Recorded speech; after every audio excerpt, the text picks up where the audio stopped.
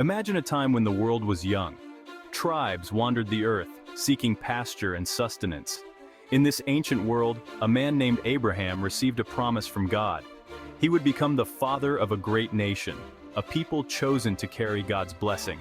This promise echoed through generations, leading us to the story of Achan and the Israelites. Centuries had passed since Abraham. His descendants, the Israelites, endured slavery in Egypt. God, remembering his promise, raised up Moses to lead them to freedom. The Israelites, freed from bondage, journeyed towards a land promised to their ancestors. This land, Canaan, flowed with milk and honey. However, the path to this promised land was not paved with ease. The story of Achan unfolds against this backdrop of promise and peril.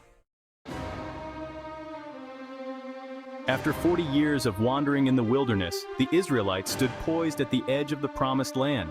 Moses, their faithful leader, had passed away. Joshua, a man of courage and faith, took up the mantle of leadership.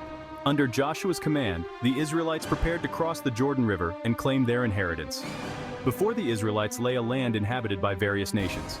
God had promised victory, but it was not unconditional. The Israelites were to uphold their end of the covenant. This covenant, established at Mount Sinai, laid out the terms of their relationship with God. Obedience to God's laws and commands was paramount. It was the key to their success and prosperity in the land. The Israelites, eager to claim their inheritance, pledged their commitment to the covenant. They understood the stakes. Little did they know that one man's actions would soon test the very core of their covenant faithfulness.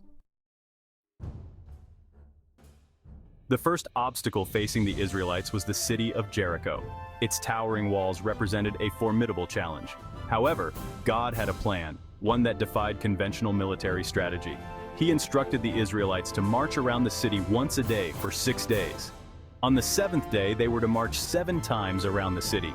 Then with a shout, the walls of Jericho would crumble.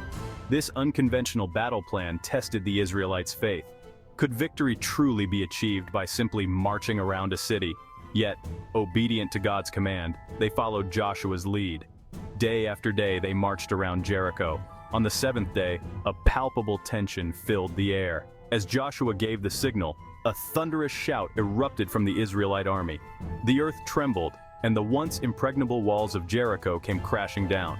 Tragically, one man, blinded by greed and self-interest, would soon ignore this divine mandate. After the resounding victory at Jericho, the Israelites set their sights on Ai, a seemingly insignificant city. Confident in their strength and God's favor, they sent a small contingent of soldiers to conquer it. However, something was amiss. The attack on Ai ended in a humiliating defeat. The Israelites were stunned. They had witnessed God's power at Jericho. How could they suffer such a loss against a seemingly weaker enemy? The defeat at Ai sent shockwaves through the camp. Fear and confusion gripped the hearts of the people. Joshua, deeply troubled by this unexpected turn of events, fell face down before the Ark of the Covenant. God responded to Joshua's plea, revealing the source of their misfortune. Someone had taken from the devoted things of Jericho, violating God's command and bringing sin into the camp. Unveiling the hidden sin Achan's transgression. God commanded Joshua to investigate the matter, using sacred lots to determine the guilty party.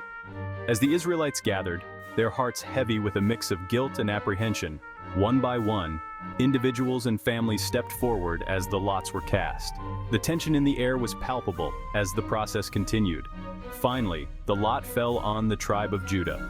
The focus narrowed, increasing the sense of dread and anticipation. Within the tribe of Judah, the lot pointed to the family of Zerah. Finally, the finger of guilt settled upon Achan, son of Carmi. Confronted with undeniable evidence, Achan confessed his sin.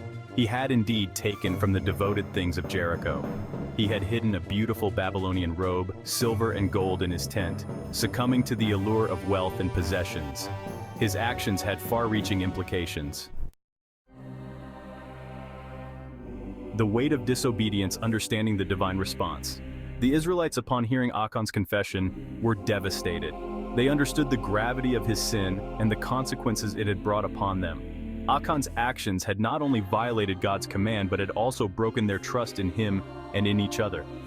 God's response to Achan's sin was swift and severe. He commanded Joshua to stone Achan and his family to death. Their possessions, including the stolen goods, were to be burned. This punishment, though harsh by modern standards, reflected the seriousness of Achan's transgression in the context of ancient Israelite law and belief. The severity of the punishment underscores the sacred nature of the covenant between God and the Israelites. Obedience was not optional.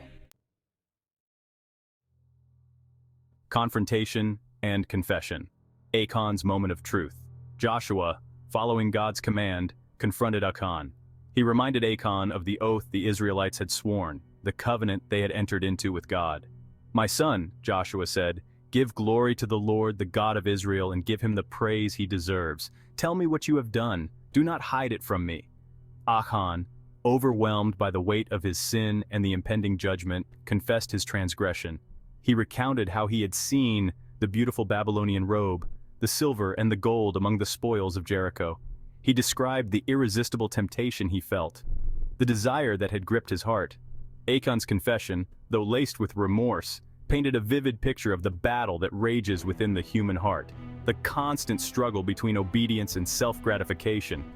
"I coveted them," Achan confessed, "and I took them." The Valley of Achan, a place of sorrow and atonement. Achan, his family, and the stolen goods were taken to the Valley of Achan. This desolate place, its name meaning trouble or sorrow, became a stark reminder of the consequences of sin. The Israelites, following God's command, stoned Achan and his family to death. Their bodies, along with the stolen goods, were consumed by fire. This act of judgment, though difficult to reconcile with modern sensibilities, reflected the severity of Achan's transgression in the context of ancient Israelite law and belief. The Valley of Achan, forever marked by this tragic event, became a place of remembrance.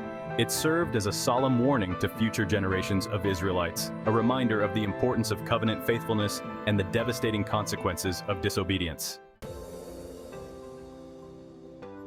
Restoring covenant faithfulness, lessons from Achan's sin.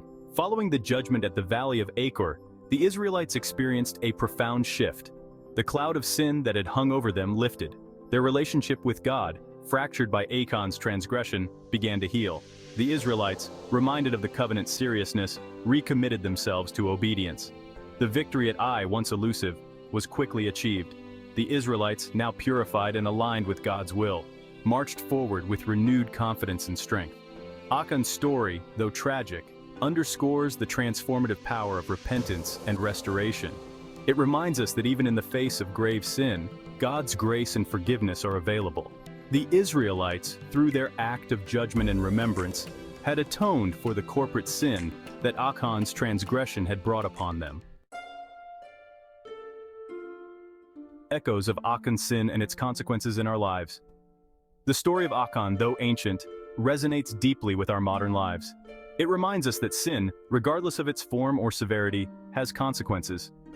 Just as Achan's actions affected the entire Israelite community, our choices today have the power to impact those around us, our families, friends, and communities.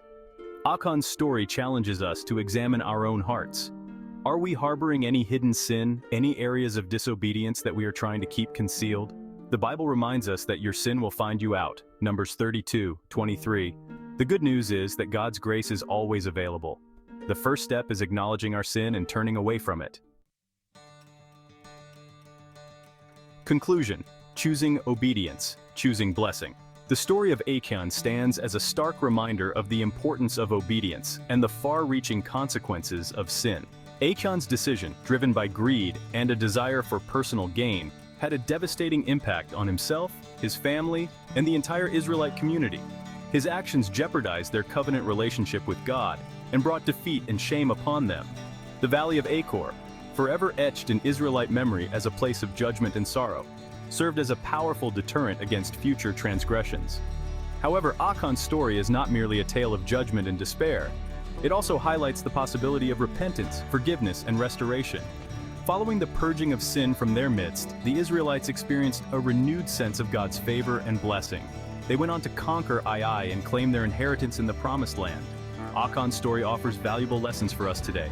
It reminds us that our choices have consequences, not only for ourselves but also for those around us. If this story resonated with you, please give us a thumbs up. And if you haven't already, please join our growing family and subscribe to our channel. May God bless you and all your endeavors. Thank you for watching.